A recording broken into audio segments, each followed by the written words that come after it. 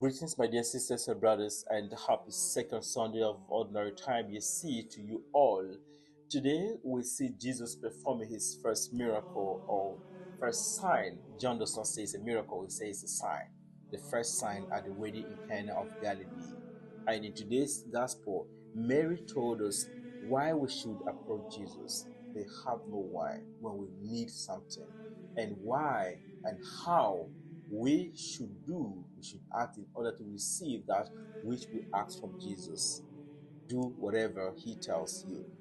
In the first reading, the prophet Isaiah said that God is going to give a people a new name, my delight, the espoused people.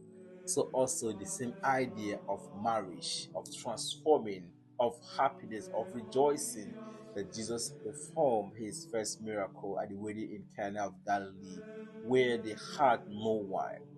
We hear that Jesus was able to transform water into wine. So also God can transform our situation, our cases, from the forsaken people into the one called his delight. They have no wine. We could imagine here a typical Mediterranean culture where the business of one is the business of another, where you know what is happening in your neighborhood, just like in many of the African or Asian or Hispanic communities, where you don't need invitation card to attend an occasion, for example, a wedding or a priestly ordination or funeral. Once you hear that something happened to your neighbor, what do? You show up, right? So you don't need an invitation card. So you could imagine the number of people that showed up at this wedding, that Mary was interceding, trying to save them from the shame of not having enough wine to feed or to give to the people to drink. Mary, here, Jesus called her woman. Could we say that Jesus is being disrespectful by calling his mother woman?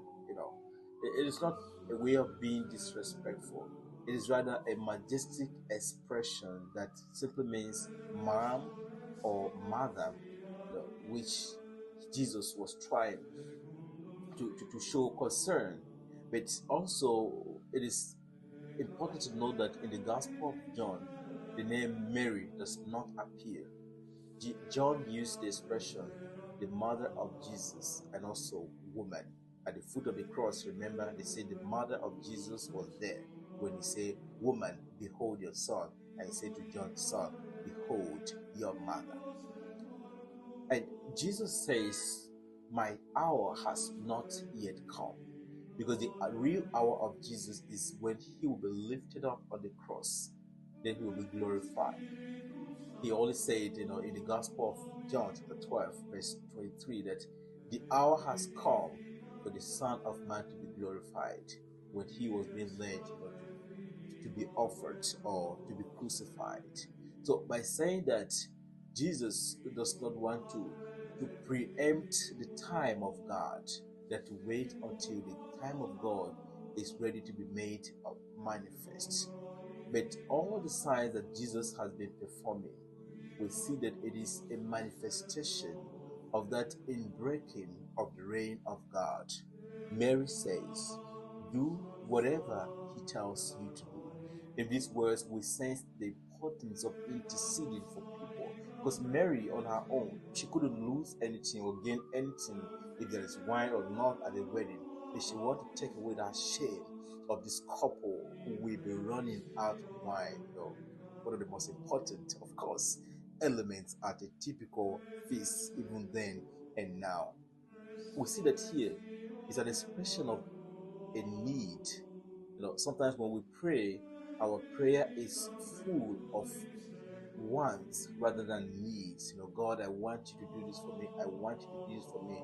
But you will really take time to replace some of our wants with the needs. But I think it's more appropriate when we express our needs rather than our wants. And one of the way of expressing that, of doing that which Jesus tells us to do, is by being committed to our various gifts that we receive, also known as charism or spiritual gifts. A charism is simply a manifestation of an individual person, of God's grace, which comes through Jesus and is made manifest through our service to the community, through our service to humanity. No charism is superior to another. No, all of them are valuable. St. Paul says that to one is given through the Spirit the expression of wisdom, to another the knowledge according to the Spirit. You know, so we have all these our gifts as mentioned here by St. Paul. So we can ask, some are to prophesy, some are to do mighty works, some are to do to the discernment of spirit, the varieties of tongue, the interpretation of tongues. We cannot say that all these gifts, one person can have all of them at the same time. No, we might not have all of them at the same time, but we have some of them at a time. What are your gifts? Have you discovered your gifts yet? It takes a proper discernment for us to discover the gift we have received from the Spirit. And these gifts, when we are given, there is not an avenue to cause division among the Christian entity, among the Christian religion. No, it is rather supposed to be a source of the Christian unity. Unfortunately, today the gifts we receive have become an avenue of fragmentation or disunity. That's why we see on social media today a lot of fighting against each other. Some men and women of God say, oh, this is, you guys do this, you guys do this is the real church, this is here that Jesus is, you are going to hell, and so on. All this happen whenever we take our gift beyond the mission for which we receive those gifts. That is, if they